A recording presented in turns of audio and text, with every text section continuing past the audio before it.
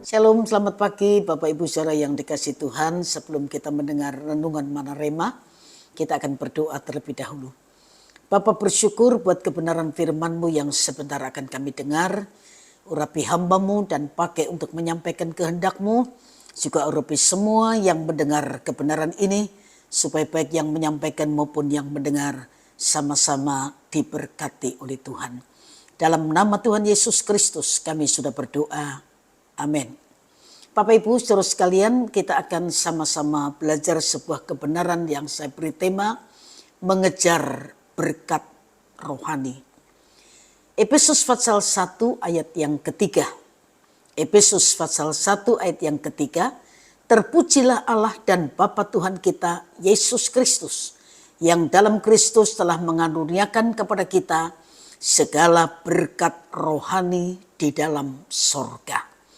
Berbicara tentang berkat jasmani dan rohani, kita belajar tidak sedikit orang Kristen yang masih beranggapan bahwa berkat dari Tuhan itu identik dengan uang atau harta kekayaan yang dapat dilihat secara kasat mata.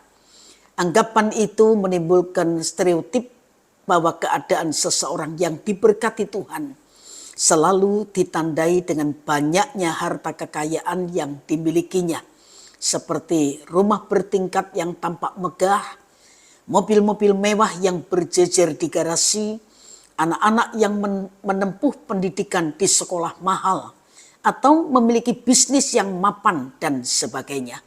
Sebaliknya, orang-orang yang kehidupan ekonominya pas-pasan, sakit-sakitan, dan menderita dianggap sebagai orang yang tidak diberkati Tuhan.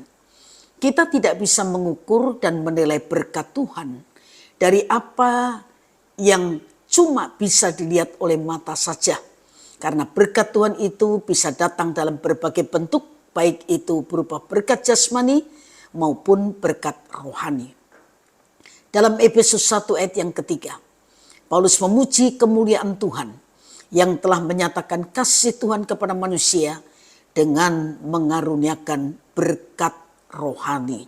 Menurut Paulus, peluang mendapatkan berkat rohani itu terbuka bagi siapa saja yang percaya di dalam nama Tuhan Yesus Kristus, karena sejak semula Allah telah menetapkan berkat bagi persekutuan anak-anak Tuhan yang kudus, yang mengerti dan memahami maksud Tuhan serta dikuasai oleh Roh Tuhan. Tuhan mau kita mengejar apa yang mendatangkan damai sejahtera dan yang berguna untuk saling membangun. Jika kita mengutamakan hal yang rohani, maka kita akan dimampukan untuk menyikapi hal-hal duniawi secara tepat. Berkat rohani berupa keselamatan, pemeliharaan Tuhan, hikmat Tuhan, kebenaran, sukacita, dan damai sejahtera itu lebih berharga daripada uang atau kekayaan yang kita miliki. Ingat, berkat rohani tidak akan pernah bisa kita beli dengan berapapun jumlah uang atau kekayaan yang ada pada kita. Lagi pula damai sejahtera dalam menjalani hidup bukan terletak pada banyaknya harta yang kita miliki, melainkan bagaimana kita tetap bisa mengucap syukur dan memuliakan Tuhan dalam segala kondisi. Tuhan menolong kita semua bisa mengutamakan hal-hal rohani, sehingga kita bisa menyikapi hal-hal duniawi lebih bijak lagi untuk kehidupan kita masing-masing. Tuhan memberkati Bapak Ibu saudara sekalian, dan mari kita sama-sama berdoa.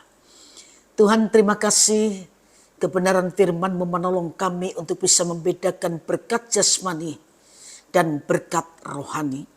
Yang terutama dan yang kekal adalah berkat rohani di dalam sorga. Berkat jasmani kami gunakan selama kami hidup dalam dunia, tapi itu tidak pernah menolong dan membawa kami untuk masuk dalam kerajaan sorga dan menikmati segala berkat rohani yang Tuhan janjikan. Itu sebabnya biar hikmat-Mu menolong kami. Kami menjadi pribadi-pribadi yang lebih bijak, tahu mengutamakan, tahu memprioritaskan yang benar di atas semua hal-hal yang lain. Berkati yang sudah mendengar kebenaran ini, Dan tuntun kami sepanjang hari ini untuk melakukan kehendak-Mu, sehingga apapun yang kami lakukan semua berkenan di hati Tuhan. Terima kasih Bapa di surga, di dalam nama Tuhan Yesus Kristus kami sudah berdoa. Haleluya.